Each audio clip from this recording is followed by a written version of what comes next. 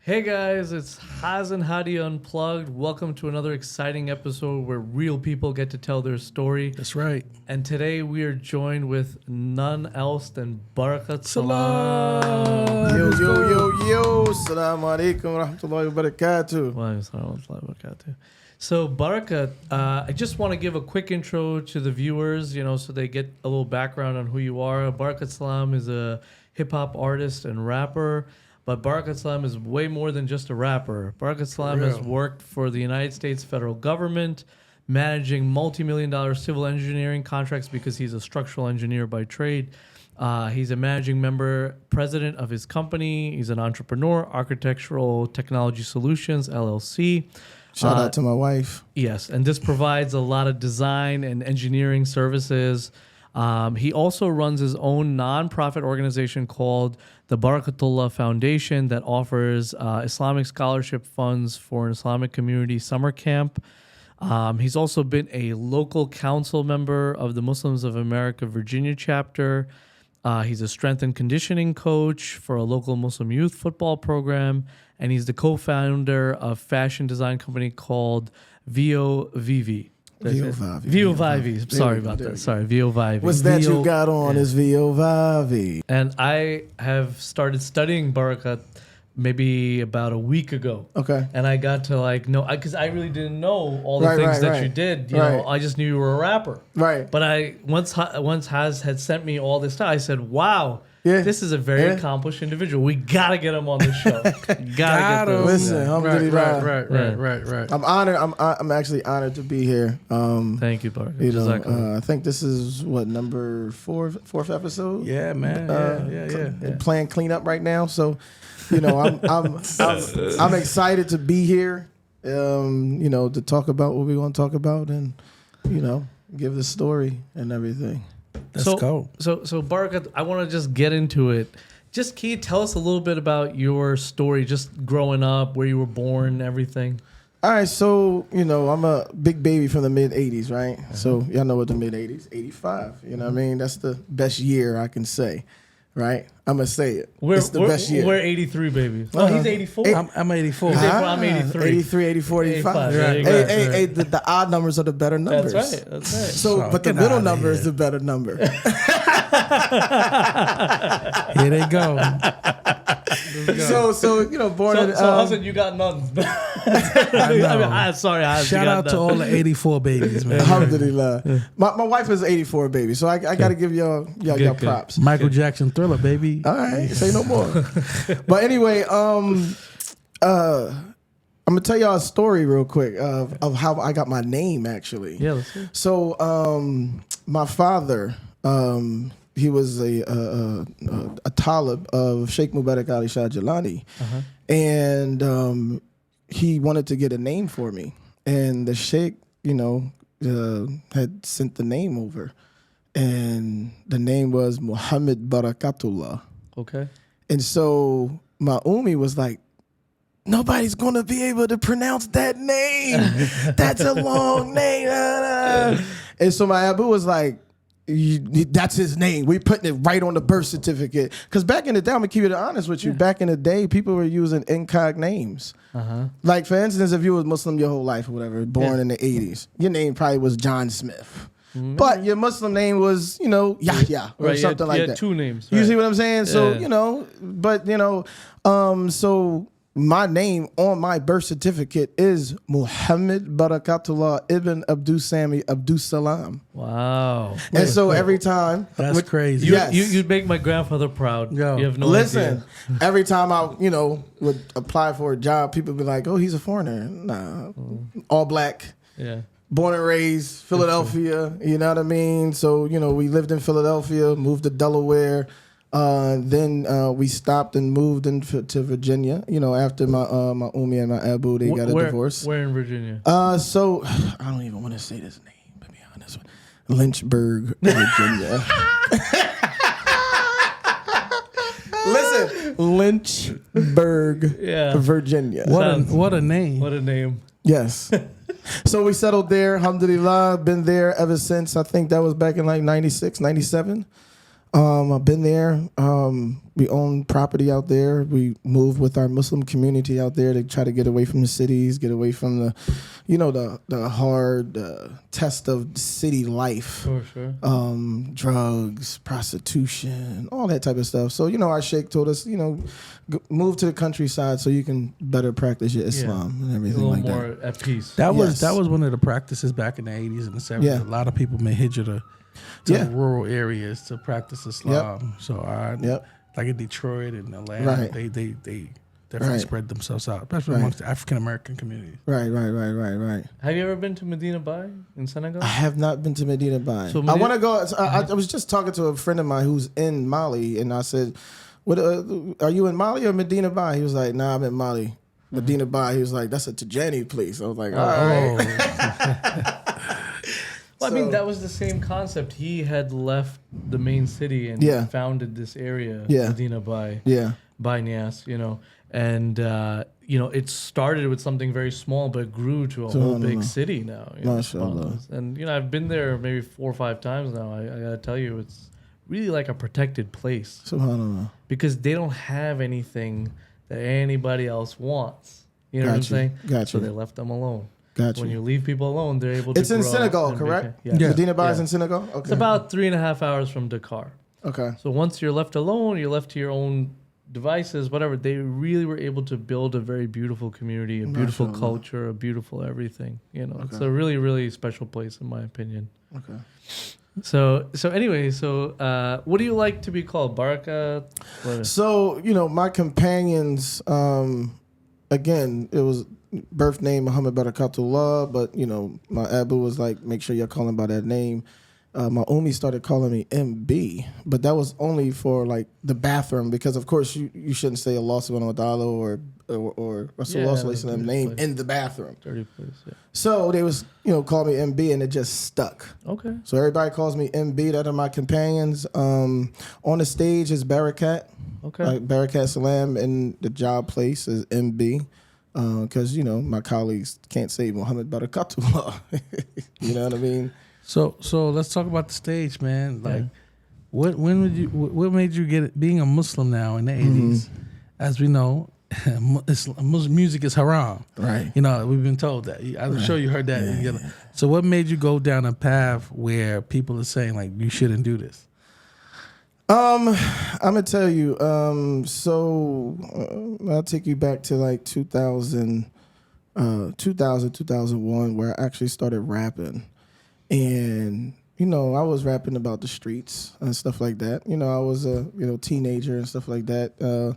I went down a wrong path. I'm not gonna lie. I've been down there, sold drugs, all that type of stuff or whatever, and got my GED and everything, but, I wanted to rap and things like that. But I was talking about negative stuff, women, cars, clothes, all that type of stuff, everything under the sun. Fast forward to like 2005, I got married, settled down, and I just wanted to, get back on my deen. So I got back on my deen for like a long time, Again, I was born Muslim, but I got back on my deen to like 2007, 2008. That's when I actually stopped recording. Mm-hmm. When I say I stopped recording, I went cold turkey. I didn't listen to no music. I didn't listen to anything. And you took about a 13-year hiatus. Correct. So I took a 13-year hiatus from the whole music scene, from listening and all that type of stuff. 2020. I got children now. Did you still listen to music, or you just like no? Nothing? I didn't even listen to music. Of course, I would listen to music like driving around and stuff like that. You'll hear it. You'll be in the mall. You'll hear it and stuff like that. But not in your car. But not in my car. Well, no. Barakat or MB? What do you want me to call you? MB or Barakat? Whatever you feel. Whatever. Barakat's good, right? Barakat. Mashallah. Blessing. There you go. Right I love there. It. There you go. Barakat, you did you at least come into contact with someone who kind of changed your views on music? Let you know that look. There's definitely some permissible music here, as long as you're talking about the right things, this and that. It's just, what you were, the content it was. Right. Like, can you tell us about that? Right. So with me, I've always been a person to study Islam and always been a person to like, really try to dive into the Holy Quran and the Sunnah and all that type of stuff or whatever. And, a lot of people are saying, oh, music is haram, this is that and third. So I would, look into the Holy Quran to see where this ayat is. Look in the hadiths to see where the Prophet said, hey, this is haram, whatever. Right. And so it always led back to musical instruments. The string instruments, the wind instruments.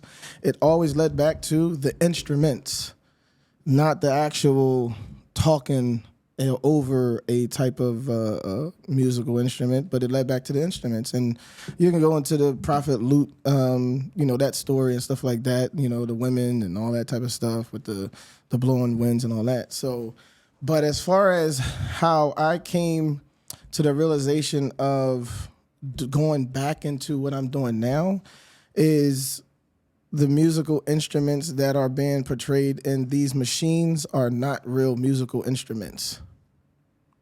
Let's be honest. Right. They're and some people they use their mouth, right? Sure. To manipulate the sound, and then they actually tweak it to make it sound like an instrument. Sure. It's the same thing what's being put in these machines. Right. The same exact thing. And so once I started kind of like understanding that, and of course coupling it with Islam, with Deen, with giving dawah to my fellow Muslim brothers and my fellow Christian brothers and Jewish brothers and atheists too as well. That's when I came to the realization of, I feel, and it's my opinion, I'm not going to say this is a fact, I feel that what I'm doing here is a form of dawah that I want to give to the masses and tell people about Islam and that you don't have to just be a boring behind Muslim. Absolutely. Being in the masjid all day, zikrin and stuff like that. Like for what? Yeah. Like that's not real world. It's not. You can't be in the masjid dhikrin all day and thinking that somebody's going to come to Islam. You have to speak to the people in their language. Absolutely. What is the people language of America? Right. English. Right? English. So, and then, and of music course, is a great medium. Exactly. Yeah, but not only that, we got to realize there's Muslim countries that indulge in nothing but music.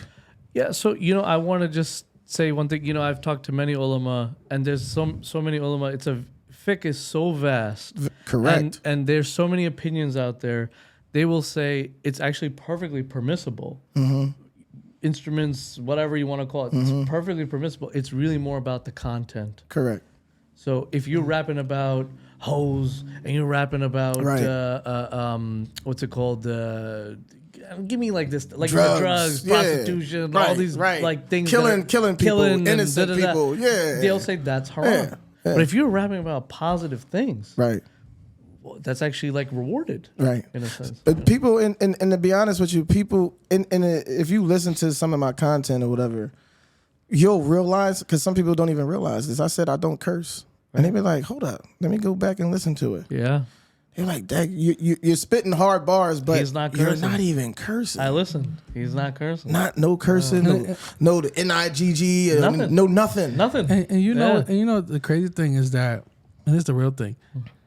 They only put that on us, like people of color. People of color. When I traveled the world, Saudi, me and Hadi went everywhere. There's cultural music in every country we go to. Absolutely. Right. Beautiful music. Right. Beautiful. We was in Iraq. We was in beautiful Iraqi music. Beautiful Saudi music. Pakistani, everything. Beautiful. Beautiful. And it melded itself into the religion. Like I can't wait to go to India. That's on my bucket list. Look. I gotta hear that. They have spiritual. This is Indian girl. Yeah. She smacks the people that she sings with. I don't know. I seen. You know, didn't you? I seen that. I'm in love with this woman. The Qawwali. Yeah. I don't know why she's smacking the people, but Qawwali was one of the major musical things. That matter of fact, it was a.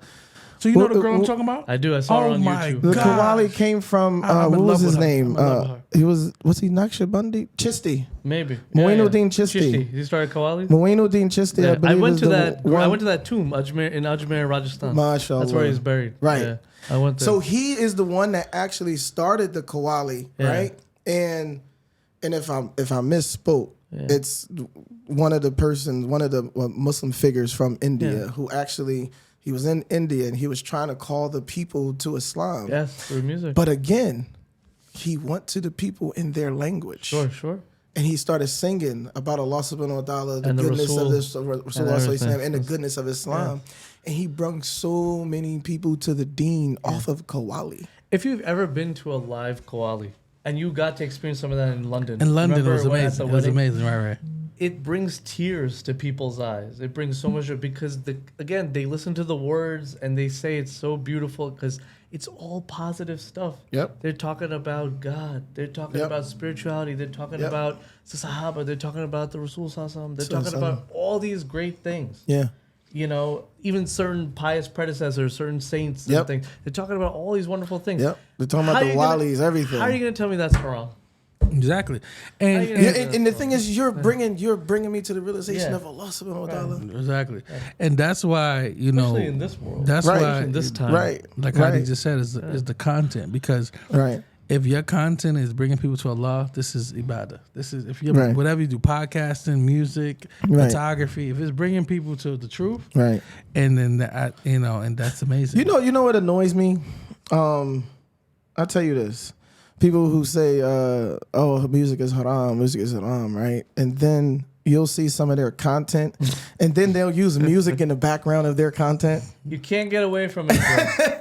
That right there annoys me to the point of, wait a minute, you just said music is haram. Yeah, music's but everywhere. You have music in the background of your content. Right. You have music. You go to the supermarket. There's music. Playing. Right. You go to the store. They're like, oh, well, I didn't Right. play it. What? That's fine. But I'm telling you, there's no getting around it. None. So especially in 2024.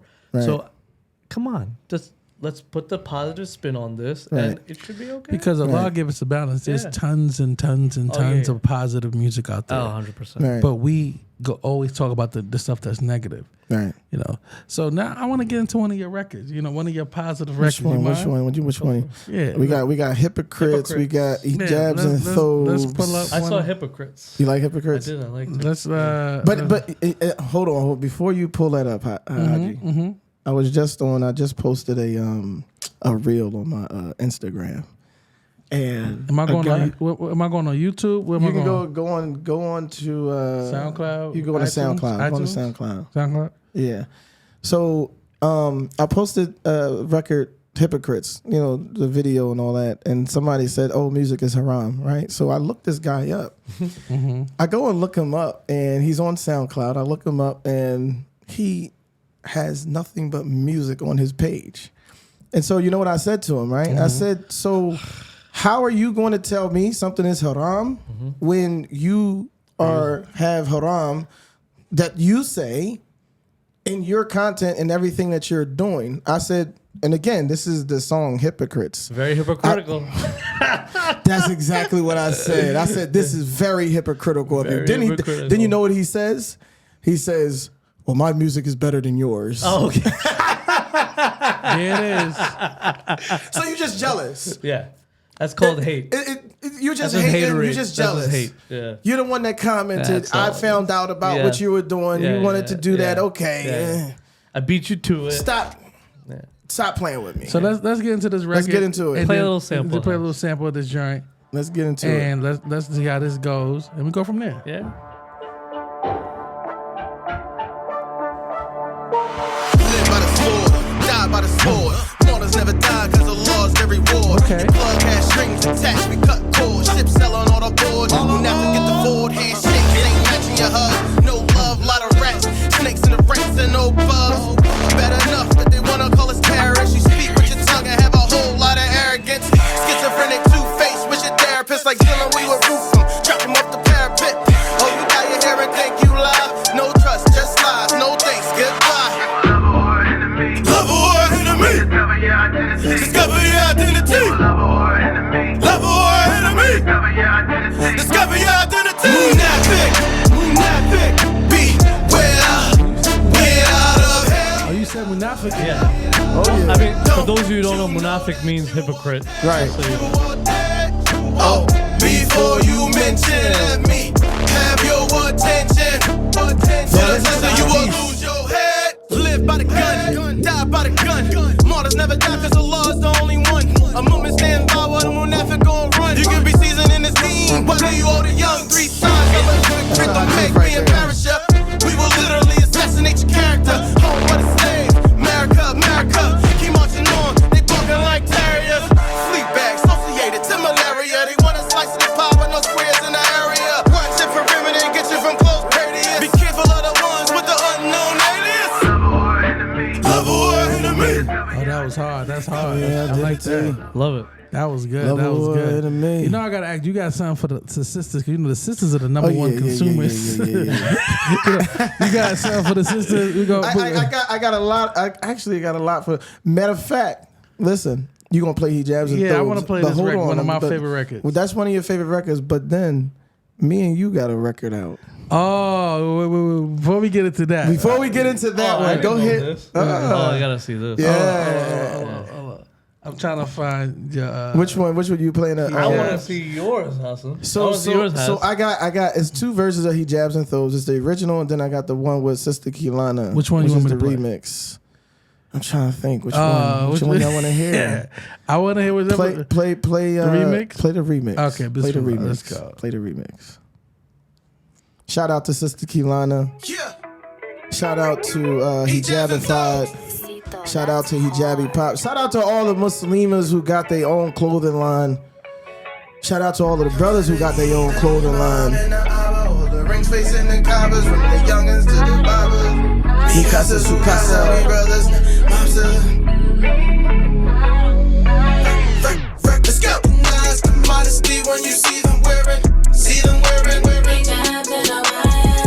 Recognize the modesty when you see us wearing. See us wearing. You got to go for this one. Recognize the modesty when you see them wearing. See them wearing. I see y'all. Recognize the modesty when you see us. Let's go. See us wearing. Hijabi Pop, let's go. Every day I'm fighting people, every day I'm blocking drama. Every day we give them power. Try to throw that dirt up on my name, but I'm a flower. Powerpuff Girl, call her Blossom. Shout out to my brothers that struggle with that taqwa. Shout out to my Muslims that be giving up that dawah. Shout out to my sisters that just This is my first time hearing this record though. It's your first time? even if the devil on your shoulders, he gets high. Sigma Kappa, the fire on my desire. Trying to get the Jannah, it's better than the island. Recognize the modesty.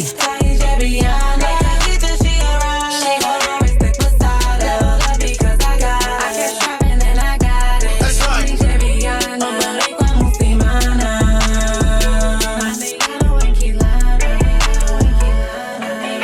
Recognize the modesty when you see them wearing. See them wearing. Recognize the modesty when you see us wearing. See us wearing the clothes and the fires. Recognize the modesty when you see us wearing. See them wearing. Recognize the modesty when you see us wearing.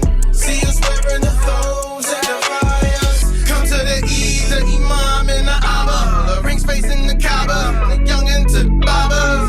Mikasa Sukasa. We brothers, not monsters, just lovers of the prophets. Wives covered. This is crazy. This is good. Good is stuff, very man. good. Yo, man. So how are you gonna say this? Hey, wrong, man? yo, man. Yeah, Listen, this is good this- stuff. It's listen. all positive stuff. Listen. Yeah, this is a vibe, man. Yo, man, like where my next question, having music like this, right? Mm-hmm. This I want you to be talk about yourself a little cocky. Where do you rank yourself amongst some Muslim musicians of the world? Like where do you top 20, top 10? I'm in a league of my own, to be honest with you. Okay. So the way I came out, when I first came back out or whatever, right? I wanted to be very different. That's something that I wanted to do. I heard of a lot of Muslim artists, whether they singing or they rapping. And Well, I mean, Barakat, after 13 years, what was the thing that made you come back? I was about to say that. Yeah. Mm-hmm. So I got children. Uh-huh. My children are listening to Islamic artists. Okay. So I'm looking at them listen to Islamic artists. Mm-hmm. I mean, they okay, but they ain't talking what I'm talking about. Mm-hmm. You understand what I'm saying? And so for me to kind of like be in my children's life nowadays or whatever, I gotta be relatable. That's true. So I came back. I was like, yo, my kids is getting older. They listening to this, and I can't stop them from, you know what I mean? When they not in my, I can't stop them from listening to this. You're not with them 24/7. So now it's like, all right, Yeah. I'm gonna give y'all another little alternative too. Yeah. Listen to your Abu. I ain't even gotta say it. I ain't gotta teach you at the house. Yeah. This surah or this or whatever. Nah, listen to what I'm saying. Yeah. Because I'm giving you hadith. I'm giving you ayahs of Holy Quran, Boniyana Marsus, hypocrites. Three things it's 3 things that make you a hypocrite. You understand what I'm saying? I'm saying this in the records. I'm saying things that the walis have said in sermons. Yeah, they lie when they speak. They can't be trusted. And You see what I'm saying? The third one is I forgot. When you give him a promise, he tells a lie. He tells a lie, Right. or he breaks a promise. Breaks whatever. a promise. That's There it. you go. So he gave the 3 things. I gave you the 3 things. Yeah, you did. Yeah, so that's why I came back out. But the way I was like, you know what? I'm gonna do something that I don't believe nobody's doing. First of all, I need to make a hit record. Usually, hit records. If you listen to a lot of hit records back in the day, they actually have like an Arabian instrumental behind it. Lean Back. That was a hit record Yeah, I back in the day, remember that. Yeah. right? I'm Conceited. That was a Lollipop, Arabian record. Yeah, Jay-Z's. A lot of his is Arabian records, right? They have that Arabian content to it. So I said, you know what? This Arabian sound is partially a Muslim sound, right? Sure. It comes from the Middle East. All right, so I need to find beats that have that Arabian content so I can, quote unquote, be accepted as an African American rapping over an Arabian beat. So now when I have this sound with me and I have this content with me, this is what set me apart from a lot of people. Do you think being a black Muslim musician, if you were, say, an Arab, you'd be farther right now? What? Come on now. Of course. Why, Of course. Why do you say that? Why do I say that? Is because I'll tell you something that my sheikh has told me, and he you know, God rest his soul. He passed away in 2021. But he said foreigners are racist. Blatantly said it. He said foreigners are racist. Pakistanis, Arabs, they're racist. You understand what I'm saying? So me knowing that and hearing that, you know what I'm saying? If I'm doing something within the Muslim world, they're not going to accept the African American because they don't believe that we came from a full Muslim household. You might think we came from the Nation of Islam, where we don't know the Deen, where we don't know this, we don't know that. You know what I'm saying? So me talking about hadiths, me talking about Quran, me talking about the Sunnah, and then, you know, a Arab who's rapping and not even talking about none of that. Yeah. He's out of here. Right. It's kind of like when I look at some of the musicians that are out, and I'd be like, man, you know, they are of the fairest skin. They're getting more notoriety in the Muslim, I'm talking about Muslim music. Right. That's what the content is about. Because I'm literally so when it comes to hip hop, right? Yeah. You gotta have bars. Yeah. I don't care what nobody says. You have to have bars. You have to have It's gotta be catchy. You It's gotta be catchy good. and all that type of stuff. You gotta have a hook. I get it. Yes, you gotta have all of that. So with my content, it's giving you the best of everything. It's giving you the Islam. It's giving you the catchy wordplay and everything. And not only that, hip hop stemmed from an Islamic way. The last poets, I give you the last poets. They actually were Muslims, and they came out in the 60s, late 60s, 70s, and all that type of stuff. That's when the last poets came out.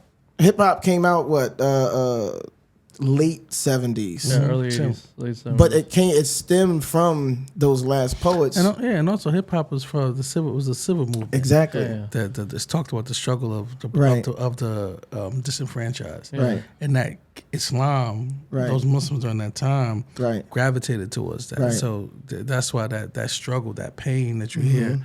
And but something I want to touch on, like with music, I think that when you go around the world, like the Arabs and the Pakistanis, they all love. Talk about it.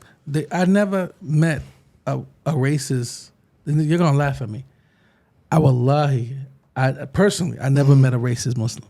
Mom treats me like her son. I swear to God, yo, her father. I'm like, it's like right. We've traveled all over the world. I never met a racist cop. I never met a racist. I've never. You've been blessed. Alhamdulillah. That's what I'm trying to say. That. Like, I don't. That struggle, what you saying, like how you feel. Right. I never felt. That's why I asked that question. And that's the harsh reality. That is. Because what did Rasulullah sallallahu alaihi wasallam say? He said, no Arab is better than a non-Arab. No non-Arab is better than... Right. So no black is better than a white. No white is better than exactly. a black. Aswad wa abya. That's what he said. No, what did you... It's certain nuances. Yes. It's certain nuances that if you're... Sometimes it's like you don't pay attention to it, but you pay attention to it. I agree with you. I agree with you, Hadi. It definitely is. It definitely is. But it has. We can't say that it hasn't been there. Of course, it's been there. We it's can't documented. say that. It's documented. No, I'm not saying it's not there. No, okay. I'm not saying it's not there. I'm saying I never, the face of it, like if racism was sitting right there, right, I couldn't identify it. God bless your heart. Listen, God bless you. Alhamdulillah, bro. Because that joint, listen, let me tell you something. Sometimes I go into stores or whatever, right? You feel it? I'm about to tell you something. I go into a store. I know I go into an Arab store or whatever. You know what I mean? And I love people. I love to talk or whatever, right? I go in, Assalamu alaikum wa rahmatullahi wa barakatuh. Kayfa hal? You Muslim?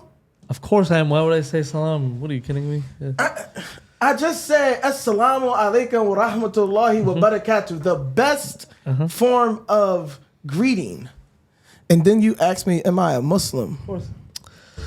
Stuff No, now hear me out. I hear you. You ask me, am I a Muslim? I say yes. Of course. Oh, how long you been Muslim? I've been Muslim all my life. Muslim. I was born Muslim. And they say, what? And then they say, where you from? I say, I'm from Philadelphia. No, you from Sudan. Wallahi. They say, no, you from Mali.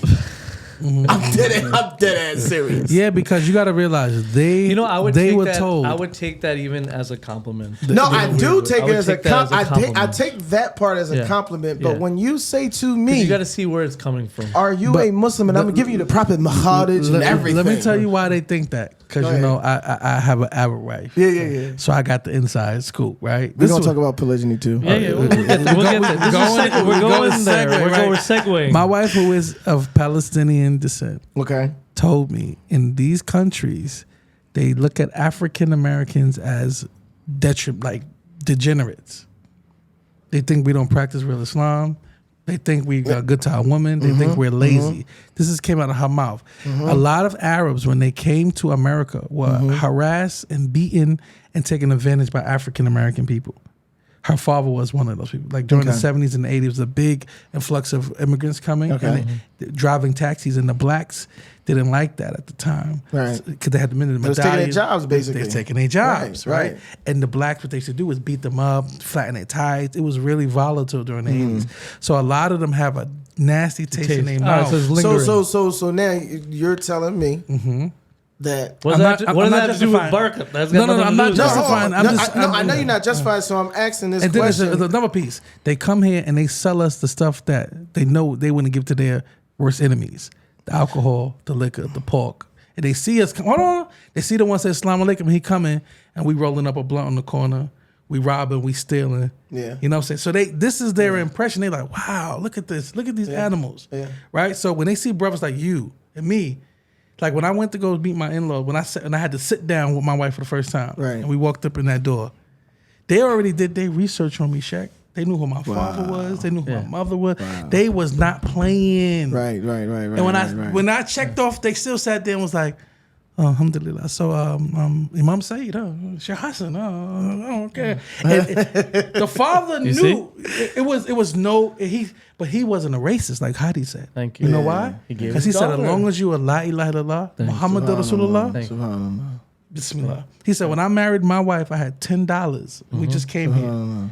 We'd had no money. And her father gave me a wife. So I would never block my daughter for marriage. So that's what I've been shown. Your wife said the Arabs, they look at African Americans as degenerates. Some. Okay, some. So now, would you consider that of them being a little bit racist, or does she consider that being racist? It was normal to her. She didn't. I'm the. Oh, okay, so it was she a didn't- normal thing to her, but Well, I'm going to tell you another surprising group that I Okay. found to be racist okay, was Africans from Africa. that's a fact. all the way. And I That's was a shocked fact. when I had asked Haz about this. I said, Haz, these people are treating African Americans worse than anyone I've ever seen.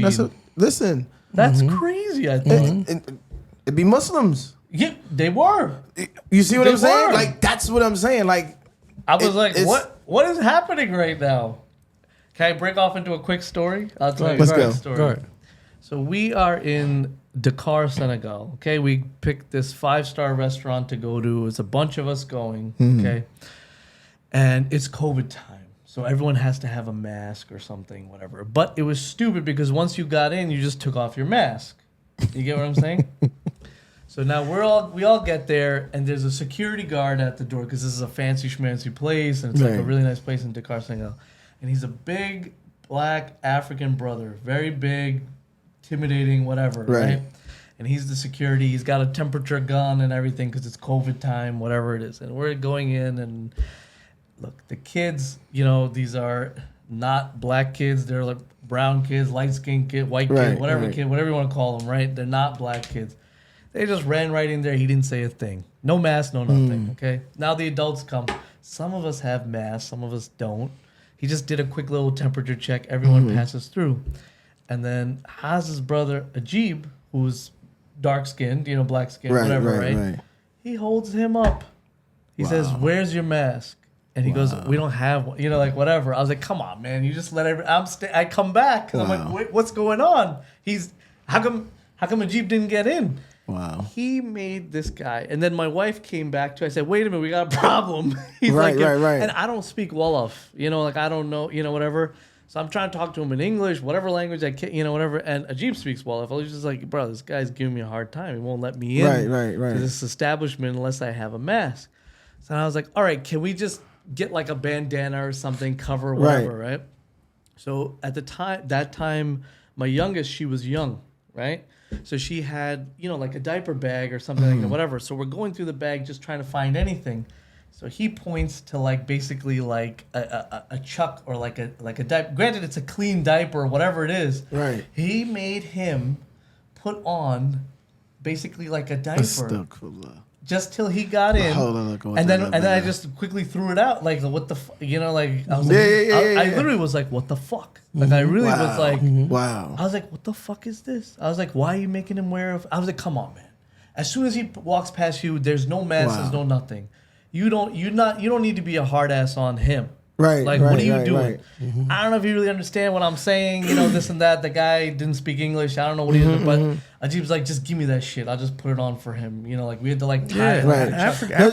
Now, so I'm assuming that the guy at the door was African, like you said, right? No, yeah, 100%. So now your brother is African American. How could he probably tell that he was? I don't know. You know what That's it is? that's what it. That's No. what I'm thinking in my Yeah. head is like, how the heck did he? A lot of Africans. He knew he wasn't from Senegal. That's what I'm saying. A lot He knew it. of Africans resent African Americans because we can move about freely through the world and they can't. So there's an envious thing. When I went to go study in Senegal, I went there for Quran in Arabic school for 5 years.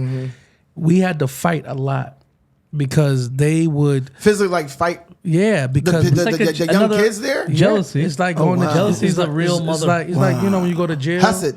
You know when they go to jail and you got to Yeah. prove yourself. Yeah. Unless they're gonna be, you have to prove yourself. Oh, so that's what you had to do when you was Absolutely, because the first thing they do, they curse your mother. You don't know. Oh, God. You know they say it's called salifandai. Salifandai means like they go like they do this at you.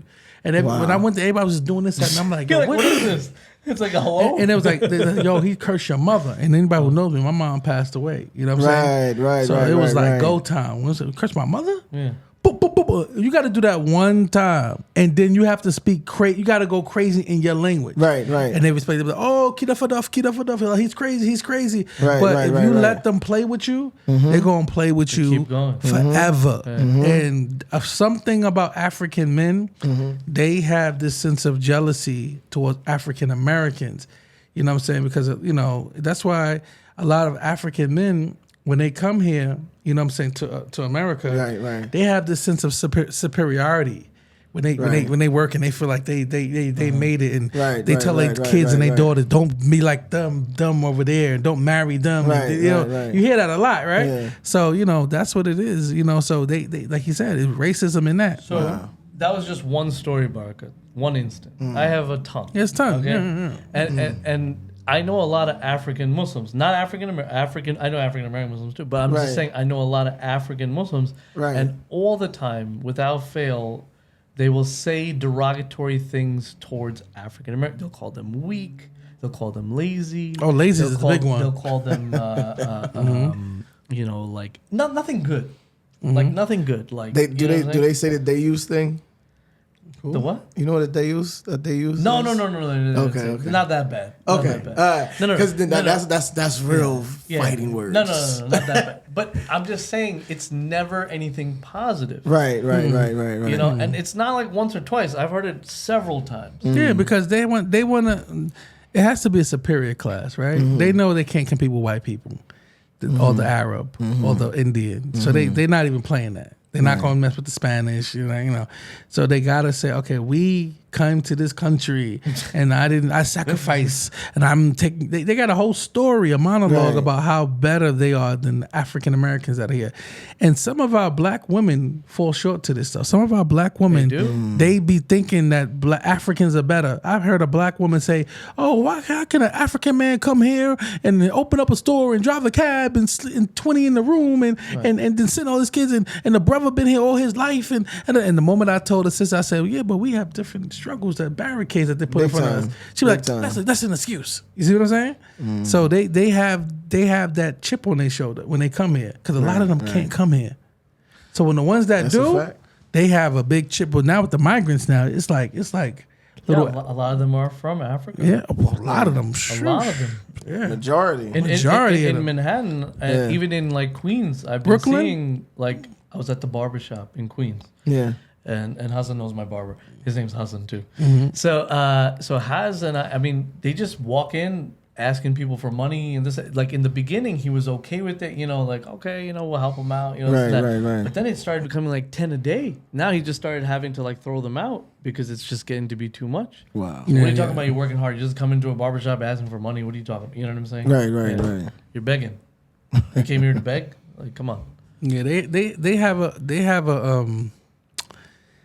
a funny way about them, man. I'm telling you, and no disrespect. Some of them, they. Now I'm gonna tell you, I was on 52nd Street in Philadelphia. My father, he used to be like a vendor. He was an entrepreneur, and he kind of like started the whole vending thing, 52nd Street and Market, all that type of stuff. And my father, he passed away in, I'm gonna say 2001. I went back to Philly. There was an African brother that was in his spot or whatever. This African brother knew who I was, right? And I walk up, you know, I'm trying to get some merchandise and all that type of stuff or whatever. And actually, I went to a guy around the corner to get something. So he goes to the African guy to get the merchandise so he can sell it to me. You follow what I'm saying? And so I seen where the guy went, so I went to the African brother and I said, "Yo, why are you trying to sell him this merchandise at a low price so he can sell it to me at a high price?" I said, "Do you know who I am?" This is I'm talking to the African brother. I said, "Do you know who I am?" He said, "Yes, brother, I know you are. Your brother Sammy's son." Da, da, da.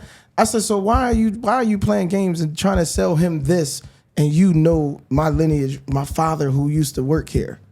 Right. You understand what I'm saying? And this African, and him being African, because they, back in the day, they didn't have any stands like that. They didn't. Right. So now you got your own stand and you trying to get over on me. Right. And I looked at him like, you know who I am. He took a shot. You know who I am. Stop playing with me. Yeah, he took a shot. You know what I mean? I'm gonna go even People deeper. take I'm gonna go shots, even yeah. deeper, bro. Africans, you gotta get crazy on them. No, you do.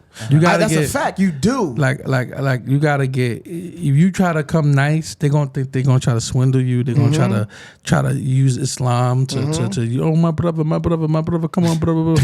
But they trying to play you. And the moment you turn your back, Happens all the time. they're talking about you. But the moment you flip out and you give them ultimately, don't play with me like And that's that. the thing. My Abu, he used to do that all the time. He used to do that with the Africans, the Ethiopians, the Arabs. My Abu did not play. He would bring out a stick. What the you say? Yeah. Huh? This is my stand. Right. Get out of here. Right. And they were like, oh, all right, Sammy. That's the I'm only sorry, way. Sammy. That's the only way. I'm sorry. That's the only way, Only bro. way. So you have to act crazy. You're not a crazy person, but No, you no, just no. have to act crazy to Well, these. You know what I mean? They made it that way, right? Listen, you got to protect your land. There you go. You got to protect your right, property. that's right. Absolutely. Right. So, what you want me to do? You want me to hurt you, Right. or you want me to yell at you? I'll take the lesser of the evils. Right. Right. I'm gonna yell and curse at you. Right.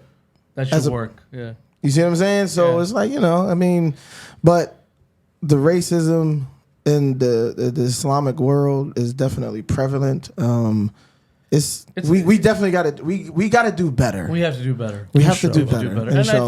think slowly but surely we are. As more and Yeah. more people mix and more people Right. travel and see Right. different they see Right. listen, everyone kind of wants the same thing and we're Right. all the same, It's Honestly, just- I think more and more people should start intermarrying. I think this is what the prophets always When I wanted said to that, do. they ridiculed me online. I said the best thing for the black people that's a fact. I agree. Remember I said that? Yeah. I said it's to intermarry. good. Go get I you an agree. Indian. Go get you an Arab. I Go get you agree. a white. Go We'll get you East Asian. East Right. Asian. Yeah, anything. Right. Shout out to Thailand. Get and- you a German. What I mean, Malaysia. Oh man, Listen. Indonesia. He just came back from Malaysia. Yeah, and Thailand. Yeah. Plenty of nice Muslim girls there. Plenty of nice Mashallah. Muslim I'm brothers. telling you, and man. I'm telling you, Allah's world is big. It's Huge. vast. I went over. I just came back from Umrah actually. Alhamdulillah. Oh man, sisters. The whole world is there. the whole entire world is there. That's it. And honestly, this is when I really realized being in Umrah, race didn't really matter No, at the Kaaba. no. It really didn't matter at Rasulullah Sallallahu Alaihi Wasallam's, Everyone's dressed in white. it didn't Everyone's- matter. Yeah, That's when I really felt that I was really home. yeah. Alhamdulillah. May Allah allow us all to go back to the house of Ameen. Allah, inshallah. I mean, So speaking of vast, you are a man of many wives. Just like alhamdulillah. Just I like heard that. I didn't want to pry, but Yeah, if yeah, you're yeah. okay with talking about it, Yeah, if yeah, you don't yeah, mind. yeah. There's a lot of people No, who are it's interested. fine. They just want to know how you do it, how you pull it off, how many how's this I even work? actually had a couple of brothers come to me and ask me, "Yo, how'd you do it? How'd you do it?" Listen. so. Before you go to how, let's talk about the why did you do it? Right. So why did I do it? I wanted to have more kids, to be honest with you. My youngest from my first wife is 12 years old. Okay. I did want to have more kids. That's one of the main reasons why. So what's the minor reason? The minor reasons is going to remain with me. Those minor reasons will remain man. with me in this brain right here. All right. But honestly, no, I did want to have more kids. And alhamdulillah, I did. You have 2 wives or 3 or 4? I have two. Two. I have two. Jack, Hadi, how many you trying to give him? I'm asking. I I have don't know. 2. I'm asking. I mean, I got 2. I can get 3. I can get 4. But I'm not going to do it unless So Barakat, the 2 wives, are they both black? Yes, both black. Yes, 2 black women. yes. God bless you, brother. Alhamdulillah. Listen.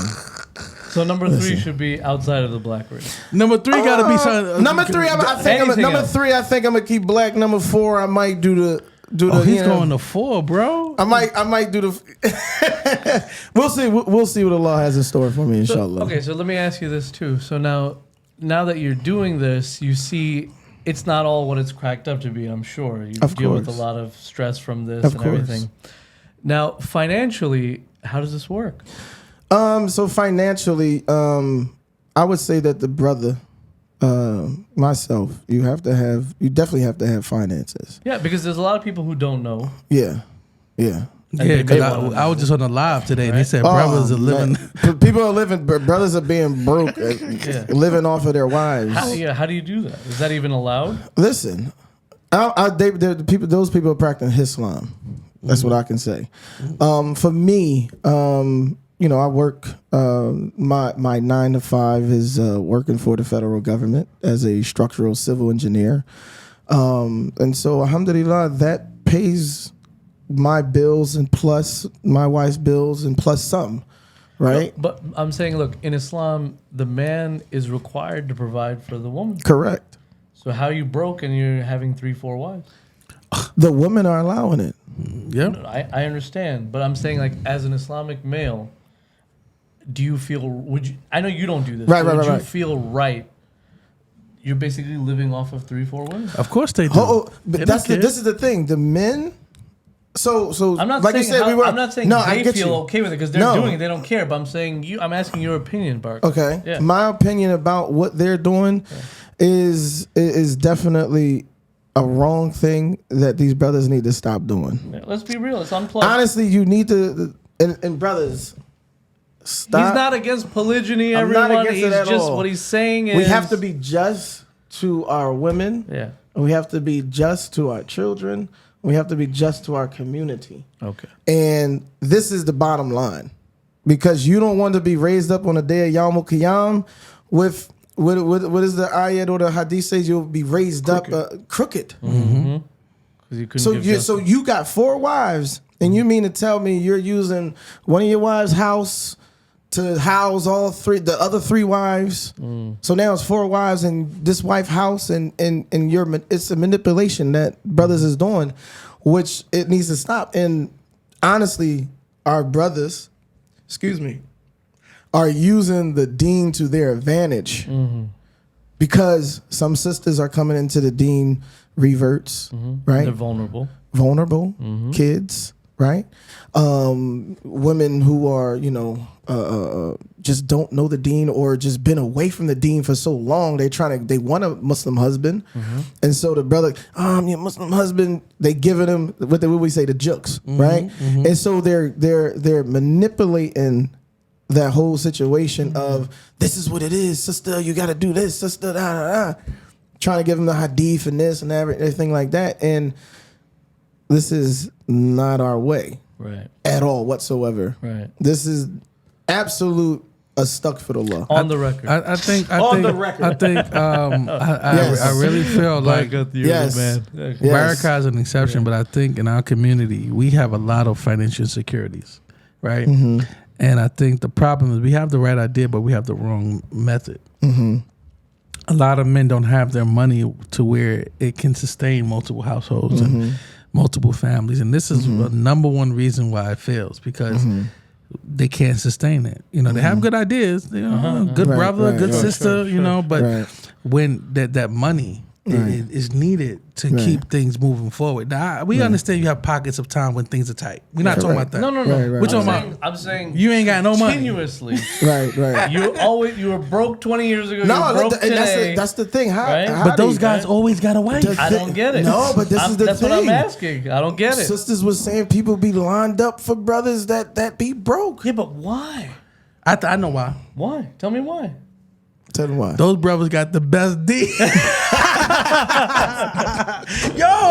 It gotta be. But that's not even if that is true. They don't know. That's not sustainable. That's not. Bro, It's never ever sustainable. That brings them in for like a It lasts month for or 10 two, minutes. That's it. Then they come No, on. Hadi, they love what they hear. These women, these brothers. Listen, you can't tell me that every sister gets food. They choosing it. They know. That's what I'm saying. The they women are know. choosing it. Listen, a sister can look at Hadi or you and say, okay, they do well for themselves. They work hard. They're not on drugs. There's certain things you can see. These sisters know this brother ain't nothing. They know it, bro. They know he's no good. They know he did another sister dirty. They heard about it. They know he ain't got no money. They know it. But the problem is he probably aesthetically is to their liking. He probably has the bravado. But doesn't that die hard? No, because she thinks that she can change him. She'd be like, well, I got a good job. Yeah. I have the money. Women do think that. I can understand if you're like 20-something and you fall for that. Right. But I've been seeing when they're 40 plus and they still fall for that. Yes, bro. Yes. Something's wrong with these women. I'm gonna tell you what's wrong with them. There is a movement of women that's saying paying the bills is not enough. Men who pay bills need to do more, right? And what's the more? They always go to the emotional. So now the brothers are getting smart. Now the brothers are like, all right, so let me do the emotional thing, rock her to sleep. And then by the time she wake up and know that I'm broke, I done got the sex, I done got everything. I'm telling you.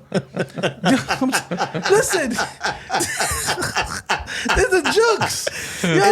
No, but the thing is like I explained because earlier. all the good kids that are in school for being doctors, lawyers, engineers, they're not the phenotype that they want. They're not the aesthetically popular guy. Those kids going to be doctors and lawyers. They might be a little nerdy. I went to my nerd phase. None of the girls looked at me. I'm still in my nerd phase. Bro, none of them looked at me. They were like, "Oh, he's cool."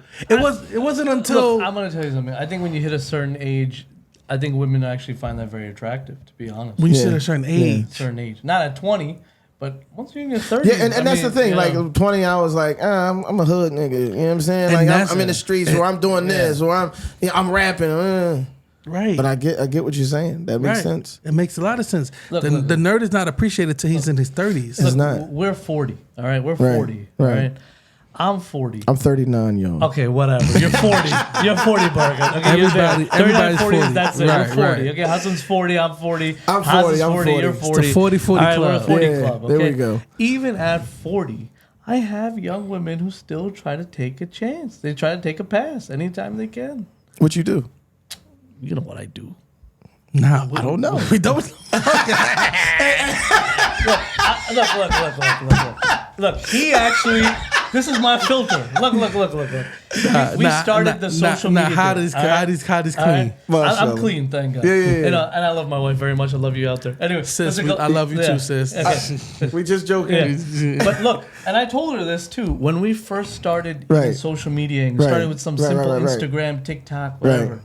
He manages it for me. All right. Right. I never see it. I don't know. Whatever. Right. Every day he'd be deleting people, trying to slide into the DMs. Wow. Sending naked pictures. Sending pictures in positions, sexual positions. Wow. Oh, I want to go on this trip with you. I want to go out to dinner. I want to do this. I mean, it's crazy. And then he looking at their profile. These are married women with kids, pretending to be happy and shit. And all that. That DM is dangerous. It's insane. It's very dangerous. Barakat, we have to guard ourselves from it. Yeah. This happened. I'm like, what the hell? I'm not a young man. I'm not. I'm middle-aged. I'm like, what the hell does she want with me? You know what I mean? But the young girls want you because you have resources. So the young girls look at you like, oh wow, you basically you a plug. You can put them in position. You can put them in position to get that money. I get, but I'm just saying, it's like, look. They just trying. They're married with kids. Some of them. They're not even that young. Some are in their 30s, 40s, whatever. They're married, but they still want to take a chance. Hold on. These are Muslim women. I think some of them. Most of them were non-Muslim. No, most of them were non-Muslim. Maybe a few were. I was about to say, man. Most of them were. Gotta get better now. Most of them were non, right? Okay. But at the same time, I was shocked to see that's so. I would understand one or two. Right. Barakat, it was like every other day. Somebody. Right. You understand? So, I mean, look, my take on it is, look, we got to do better, right? Right. Even the brothers, look, they got to be financially right if they're going to take on this other, and be fair and just, right? And our sisters, too, they have to, they can't just go for anybody, and then set themselves up for failure and all these things, and then they complain about it. Here's my thing, Hadi. Yeah. Like you just said, the men, they have to be able to sustain and protect these women and take care of these women, and we have to try to do this for the best reasons. We can't try to. What I want to say is that don't try to fall too much victim to your nafs. Right. I think that's where us as men, we definitely fall short of. And I get it because That's one of the things that Sure. took Adam alayhi salam from the heavens. Sure. You know what I mean? We just have to, not try to fall victim to our knobs. And with the women, I want to say this to y'all. I really want to say this to y'all.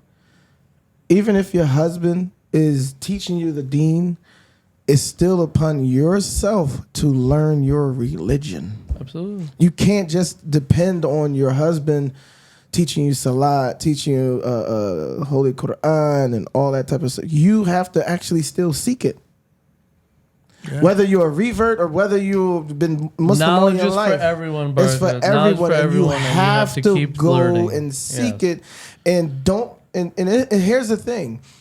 Stop making excuses. Oh, I'm pregnant, or oh, my child, or oh, this.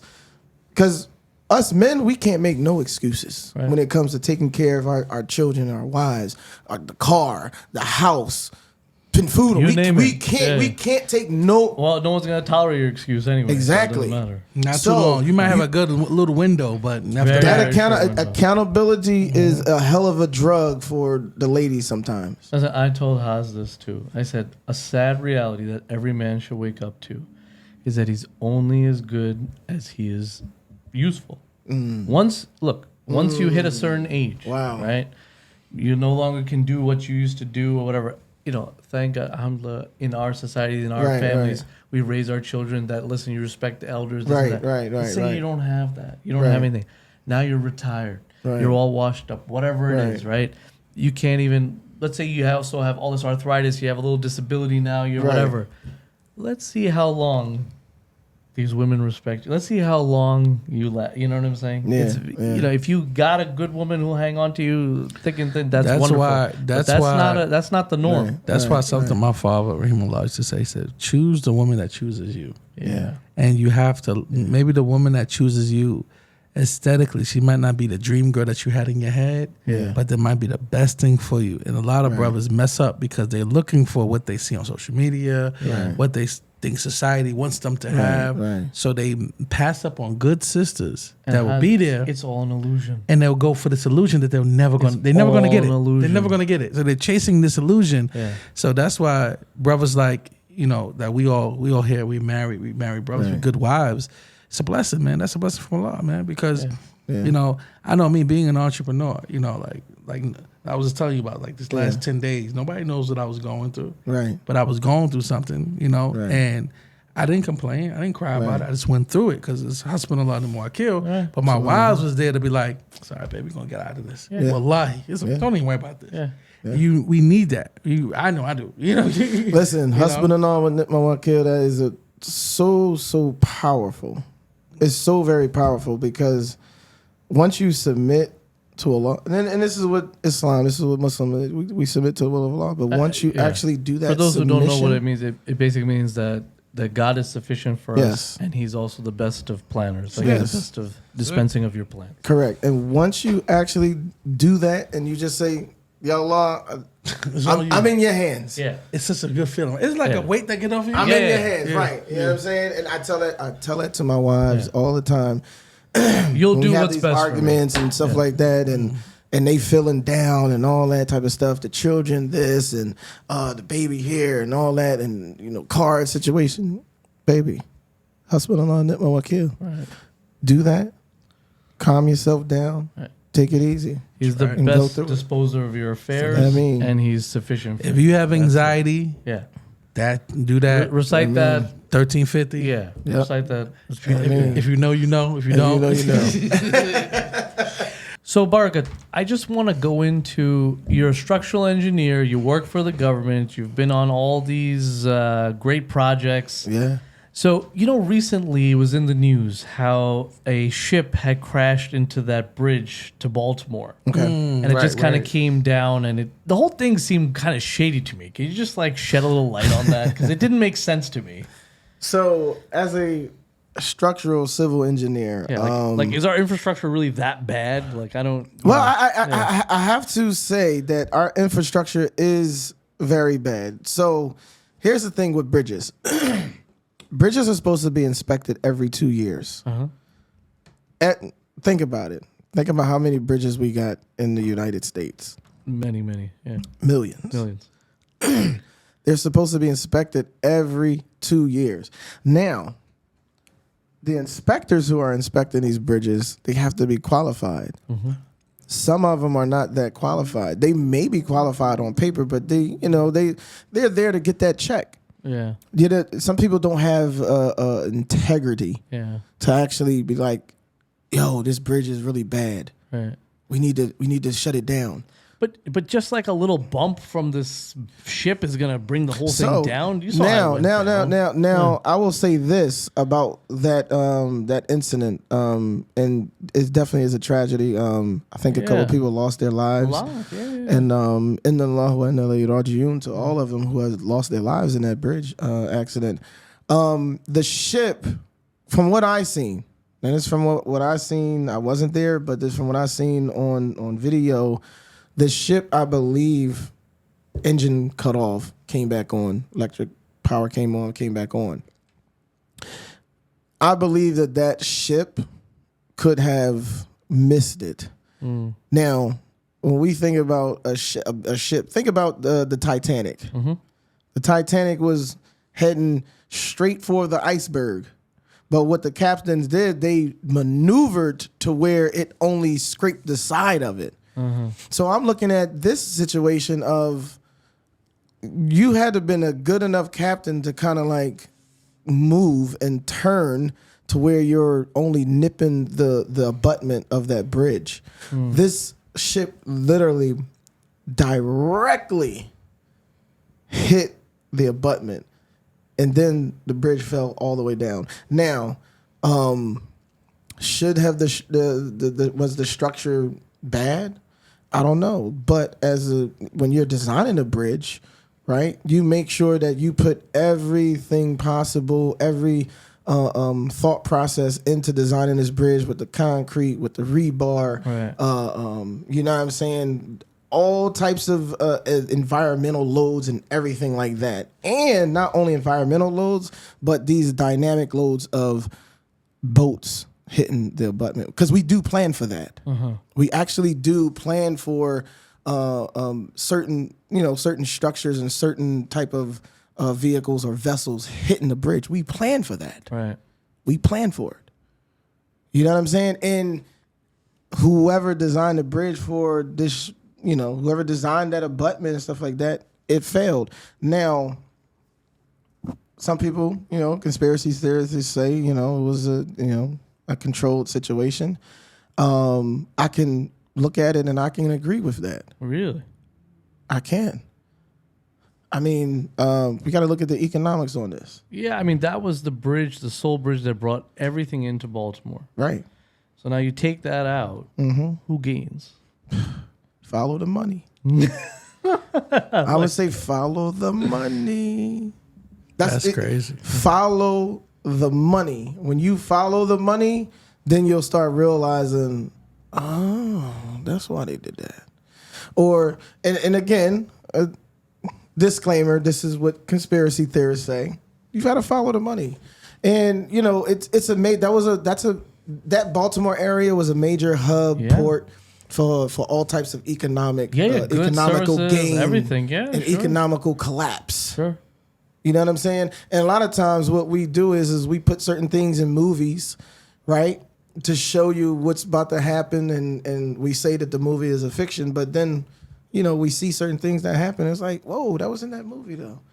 Or, dang, this happened. You know what I'm saying? Or it was on The Simpsons. Right. Right. Crazy. So, are the conspiracy theorists are they actually doing facts finding, all this type of stuff? What's happening? Right. Is it true or is it not true? Is everything a conspiracy theorist say is a lie? I'm asking y'all. Do we think? No, I think there's always truth in these conspiracies. It may not be 100 true. Right. Maybe 50% true, 20% There's true, definitely 80% true. Right. There's always something. Right. So let me go up another level, another notch here, right? Okay, because you're a structural engineer, you're the expert. I need to know this. Right. So in 2001, we had a tragedy. We had the Twin Towers. There were where the planes, whatever, 777s, Boeings, they flew into these skyscrapers. Right. Now, I know my father's a civil engineer as well. Okay. And he told me that this whole thing is a little bit shady, Mo. And I was like, what do you mean? And he goes, well, look, he's like, these buildings were built to withstand something like that, number one.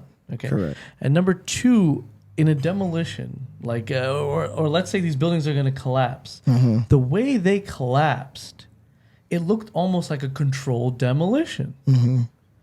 And I'll never forget this. I had this one patient who told me, and I don't know much about engineering or so I don't know. Right. He was there, okay, and he was an honest guy. I believe him. He said he heard the bombs go off.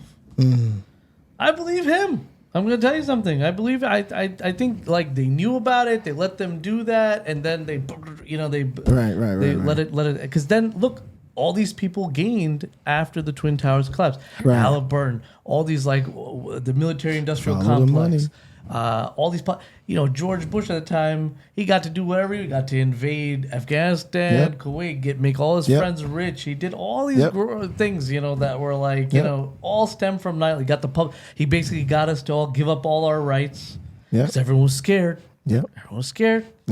He got us them to hate Muslims. There you go. That too. And to talk about that, as a structural engineer, like you're saying, and like I'm saying, we design for these type of loads, right? We design for earthquakes, we design for hurricanes, we design for flying objects, hitting something. These are dynamic loads. When we're talking about something that's moving, these are dynamic loads.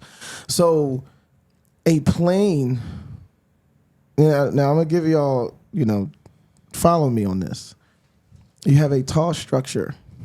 The foundation of this building goes very deep. It's probably built on piles, right? Not even micro piles. I'm talking about piles that go 90 feet, maybe 100 feet, 200 feet into the ground. Right. And that's the foundation, right? Very solid, strong. Very, very solid, strong rebar. I'm talking about 2-inch rebars and concrete that's probably 12,000 PSI. Right? And then we're using the columns of the building. These are big beams, big columns, W-shaped beams and things like that. They don't just melt. They're not going to melt from one fire or one 2,000 gallons. They're not going to melt from that, right? And so when you're at the top of when you hit the top of something, right? Crashing into the top of something. It goes directly in, and then you might see something go out of it, right? You expect for just the tip part of the top part of it to fall over. Sure. In this case, it didn't happen. Right. Did not happen. And what some conspiracy theorists say, that there was a bomb that actually went off before it actually hit it. It was like a controlled, like a remote control type of thing that it actually... The bomb went off before it hit it, and then it hit it, and then you seen like a little explosion or whatever, right? Now, like I said, you're hitting the top of it, so you expect it to tip over, not the whole building to tip over, but the whole top portion to tip over. This did not happen. And an hour, 45 minutes later, an hour later, both buildings come down perfectly. Yeah, controlled. Now, how tall is the Twin Towers? The Twin Towers, like let's find out. Google that real quick. Let's Google to see how tall the Twin Towers were.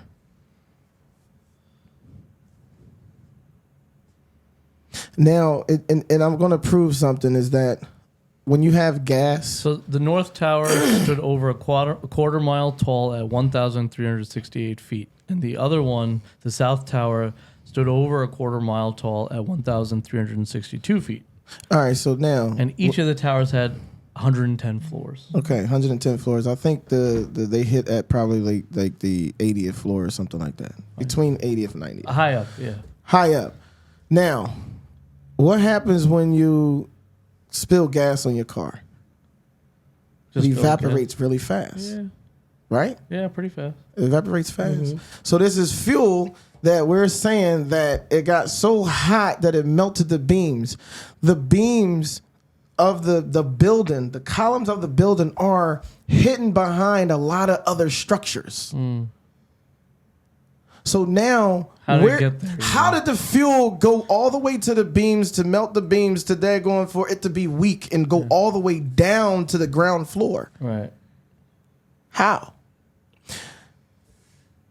They have not interviewed any structural engineers on this situation. Right. Go replay the tapes back. I'll never forget, and I remember seeing this live. I think the reporter, she in the background had Building 7. It was completely fine, and she announced that Building 7 collapsed. Yeah. And that clip is still out there somewhere. Yeah. We could find it. I don't know, Yeah. whatever. But I was like, what the hell is she talking and how far was Building 7 away from? Yeah. How far was it away? Let's look. How far was Building 7 away from the Twin Towers?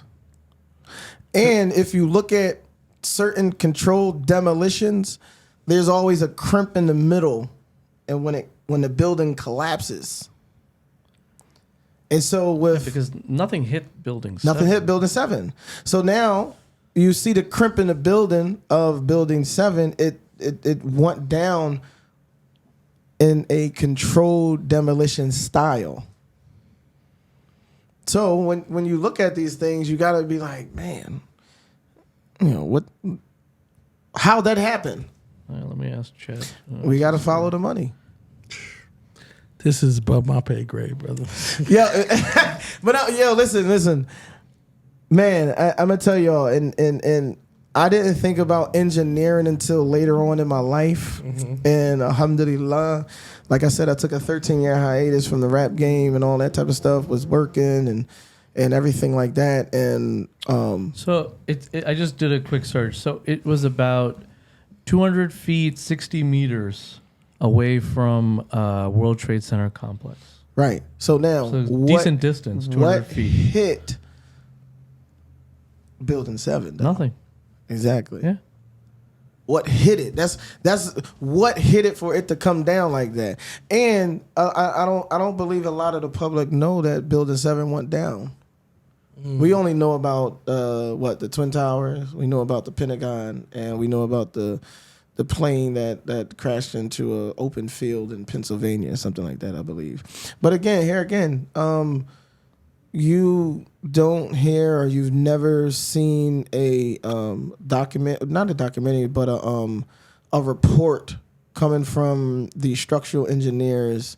The never saw ASCE. anything. It's called Never the saw American Society of Civil Engineers, and I'm a member, and there has never ever been a report that made the light of day and for the public. Right. So just to give people a sense of like what 200 feet is roughly, like in terms of, so if you take two big school buses and put them back to back, that distance, that's like 200. That's pretty far away, for something that didn't even hit. How did it fall down? Yeah. You know what I'm saying?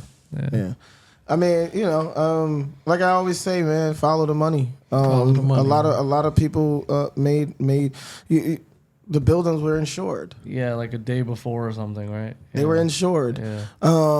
You gotta look at it. Where did the steel go? Right. People cleaning up. You got a cleanup crew coming in there. People cleaning up, all that type of stuff. Where'd that steel go? You know what I'm saying? Both buildings. And this is a tons worth of steel. Yeah. And steel during that time, Yeah. it was high. It's expensive. It was very expensive. Yeah. And then this is where you're seeing the economy of things started to kind of like unravel and stuff like that. I never forget though, man. I'm not gonna lie, I was kind of traumatized when that first happened. And the reason why I say I was traumatized, I was 16 years old and I was in my GED program, and I had an African American teacher. He was like a black redneck, whatever. I'd never forget. His name was Mr. Lee. Mr. Lee, if you're watching this, you traumatized me. You really did traumatize me. Mr. Lee. So I'm in school, and we see the the TV, and this one we had like the big tube TVs or whatever, right? And we're looking at the camera and all that type of stuff and the news and everything, and we like, man, what the heck is going on? So we just all like, we don't know what's going on. We just see a plane hit the Twin Towers, right? And so Mr. Lee says to me, mind you, everybody know I'm Muslim. In school, everybody called me Ibn. You know what I'm saying? Because they couldn't say Muhammad Barakat Salaam, so it was Ibn. They call me Ibn in school. So he's like, Ibn, that's your peoples. That right there traumatized me from that day till now still.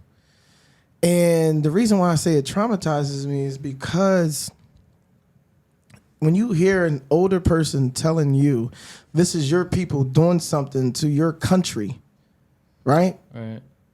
And you don't have the facts. You don't have no facts. Yeah. But people are already telling you that this is your people. You know what I love, and I like hate this. It's like, the entire Muslim Ummah now is over 2 billion. Okay? Exactly. 2 billion people. Exactly. You're gonna judge 2 billion people off of 20? Exactly. Like, yeah. Give me a break. Yeah. Now, hold on. Do 20 on your phone. Yeah. Do 20 Yeah. divided by 2 billion. Yeah, the percentage. Yeah. Let's do the percentage of that real quick. Matter of fact, make it 2,000. All right. 2,000 divided by 2 billion. 2 billion. I don't even think this goes up to 2 billion. It's just 200 million. It's like 0.00. Now multiply that by 100 now. Still, it's like Let me see the numbers. It's actually ready. 0.0001. It's not even like it's like that's not even 0.0001%. Yeah, which is even it's ridiculous. And that traumatized me throughout my last years of school. I felt that when I was trying to get a job, I was 17 trying to get a job, and I'm telling my Umi like I want to get a job and stuff like that.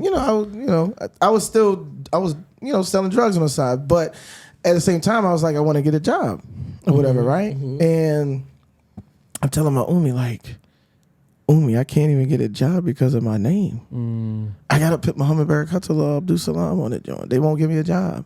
So what I started doing was I started putting just Ibn Abdul Salam on a joint or whatever. So alhamdulillah, I got my first job, but it still traumatized me to the point to where it's like I don't even trust my own self. You know what I'm saying? Like it was a real hard, and like I said, I go through it to this day. Even when, so I work, like I said, I worked for the federal government. Before I was working for the federal government, I worked for a shipbuilding company designing submarines and aircraft carriers. And I had to get a secret clearance. And so as I'm, getting the secret clearance, the lady who was interviewing me so I can get my secret clearance, she says to me, are you a terrorist? Right. She says to me, are you associated with a terrorist? And so when she first asked me the question, I'm like, I'm stuck because I've never been asked this question before. But I'm thinking about what Mr. Lee said to me. This your people. And so she said, why'd you freeze? I said, because I've never been answered this question, and this is like, it was just hard for me. And so I said, I just never been really asked this question. And so it kind of strikes a chord with me or whatever. I got through the whole thing. Alhamdulillah, I did get my secret clearance. So that's very, very confidential. I can't go into the nooks and crannies about everything. We don't want you to get in trouble. Yeah, we're not going to do that. But that traumatic feel of someone saying to you, and men, we do have to talk about, our traumatic experiences, because it can become a real detrimental to your mental health. Don't let it keep building. It really can. You know what I'm saying? It can, and part of that affected My marriage, part of that affected, me growing up with with my children and things like that. And then I had ran into a situation where I was, lied to by a Muslim lawyer group and all that type of stuff. So me just thinking back, this is your people. And then, a situation happened to me, and I'm looking at like, damn, these Muslims did that to me. Like, they must be terrorists, stuff a lot. You know what I mean? That's how I'm thinking. You know what I mean? It was a very traumatic, but alhamdulillah, going back to school. Working through it. And, working on my marriage and all that type of stuff. It healed me. I always tell HAZ, I always say, I will take mental health over physical health. Many people, this is an unpopular opinion, but I'm going to tell you, if you don't have good mental health, you can't do a damn thing. Right. You can't get out of your own way. You can't get up. You can't move. You're paralyzed. Yep. I don't care if you have great mental health and physically you're a little unfit or whatever it is. Right. You have some blood pressure issues, diabetes, whatever. You still get things done. Right. You still live a decent life. You still whatever. I'm telling you, I'll take it any day over physical. Right. I'll take mental health over. Right. Physical health is very important too. I'm not saying it's not. Right. But I'm telling you right now, if you don't have your brain correct and you're not in the right zone and frame of mind, you can't do shit.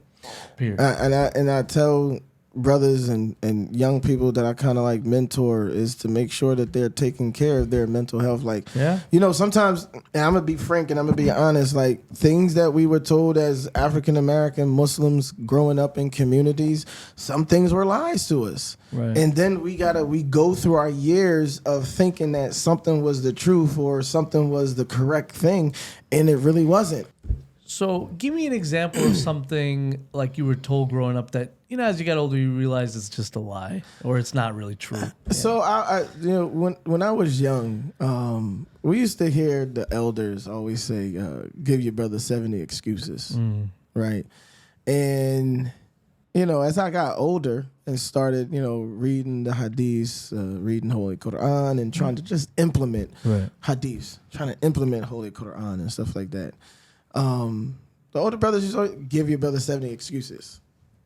So for me, if you know how I am, I'm a very literal person. I'm an engineer, so I take it how I hear it. Right. You know what I'm saying? So I want to make sure it's that clear. I don't want to be Bani Israel, right? You know what I'm saying? So I take it how you said it. Take 70 excuses. And when I started actually going into the hadiths, reading hadiths and stuff like that, it was never a number put onto it. It was just never a number put onto it. However, I understand when we say give our brother excuses, this is what the hadith says. It says give your brother, and I'm going to say the authentic hadith says to give your brother excuses. That's the authentic hadith. That's the authentic narration. You know what I'm saying? Instead of using that 70, don't put your own spin on it and all that. Just that meaning, give your brother a lot of excuses if he did it wrong to you or something like that. Sure. And this is, how we have to treat our brotherhood. You know what I'm saying? Because sometimes we go against the brotherhood and it's not a good thing in the ummah. You know what I'm saying? All right. So you're basically saying they wanted you to take it literally, where you had to give exactly 1, 2, 3, 4, 5, 6 up to 7. Right. But what you're trying to say is look, we should be merciful. We should give some excuses, but at the same time, you follow that hadith where the mu'min doesn't get bit from the same snake hole twice. Right. Meaning okay, you got me once, they're not gonna give me again. Now with that hadith, a mu'min doesn't fall in the same hole twice. Right. Right. Some people do use... Or get bit from the same hole. That's what I'm saying. Like that. Yeah, some people do use a mu'min doesn't get bit from the same snake or twice or something like that. But the hadith, the authentic hadith is a mu'min doesn't fall in the same hole twice. You know what I'm saying? And sometimes we have to... And I'm going to be honest with you. Sometimes when we're narrating hadiths and all that type of stuff, we have to go to the Sahih hadiths, whether they are Hasan, and then you got Da'if hadiths and stuff like that. But when we're going to these hadiths and stuff like that, we have to narrate them just as they were said from what the prophet said to this this companion and this so and so and so and so. And so a lot of times people do put a lot of spins on hadiths and their own thoughts on hadiths of, well, this is what I thought. And we have to be very, very careful of that. Yeah, no, absolutely. I mean, look, in fiqh too, if a hadith is hasan or sahih, you can legislate off it, right? Correct. Because it's true, or it's highly likely that it's true, right? Right. If it's daif jiddan, mawdu, these things, we don't legislate off that. Unless you have at least 2-3 weak chains that increase it to like hasan. But that's you know what I'm saying? But that's usul hadith. That's a whole nother topic, you know. Right. That's a whole nother one. Yeah. Right. Yeah. So I don't know, Haz. I think we covered a lot today with Barakat Salaam and family, marriage, culture. Yeah, we got a lot. We even got inside things on government and structural engineering and all kinds of conspiracy good stuff. theories. We went all over the world. Well, we thank you, brother, for coming through. Alhamdulillah, man. Listen, I really enjoyed this. I it was very appreciate nice. y'all. I really keep. I have to say, keep doing what y'all doing. You know. Y'all got the best of both worlds, you know what I mean, for the community of Instagram and YouTube. This is the best of both worlds right here. Yeah, man, you know what I'm saying? My brother, Haji Hassan, who I've worked with many times before, and now, you know, alhamdulillah, I've been graced to meet Hadi, Dr. Hadi. That's fine, whatever. Doctor. Let me say doctor. Right. Yeah, man. You know what I'm saying? Oh, and also too, you gonna play the record that me and you got? Hold on. And that's how we end it. Okay. Hey, yo, Haji. I was just thinking, we kings. It's for the wild. We gotta baby. have queens. Yeah. And be my Khadija, Aisha, everything between us is golden. You made me believe I dreamer. Hold me down with a crown. I'm thankful for you. Thankful for you. We have been made garments to each other with a lost book in his way. There's a path of a lover. Never will address all the bones in the closet. Your secrets ain't for me. You don't need no deposits. We a good combination. Perfect grammar, up precise with calculations. Opposites attract. So much chemistry, a match made in gem. Now I know you see the symmetry. Has independency, mind of her own. Know how to get the bag, spend time at home. Checkmate, put your feet up, recline on the throne. That's making so and so, but I told her my soul. I made law, bless this union. Get you out of any test of you and I know I can be a nuisance to remind you I'm only human. Aisha, everything between us is golden. You made me believe I dreamer. Hold me down with a crown. Thankful for you. I'm thankful for you. Thankful for you. Very good, mashallah. All right, man. There it is, man. There we right. go. Yo, make there sure we you go. follow Barakat Salaam on all Apple Music, Spotify, iTunes. Make sure you find this guy. Well, Spotify and iTunes. Apple Music. Spotify, same thing. iTunes, He's everywhere. SoundCloud, Deezer, YouTube. SoundCloud's Tidal. Follow this brother, and we will have you. Hope you come back, bro. Yeah, this was an exciting episode. I Inshallah, we'll loved come it. back. Actually, I'm trying to. I'm not even going to try. I'm dropping my mixtape album July. Inshallah, I don't know Inshallah. exactly what date, but July. Make sure we get our copy, man. Yeah. Got you. I got All you. right, man. I'ma 'Cause send July, y'all the we should digital. be in West Africa. August. August also. Okay. We'll be here. Okay, All right, man. I got y'all. All right, I so got all you. right, all right, Walaikum peace. salam. This is the Warahmatullahi Haz. wabarakatuh. This is the Haz and Hadi podcast, man. Signing out. See you soon.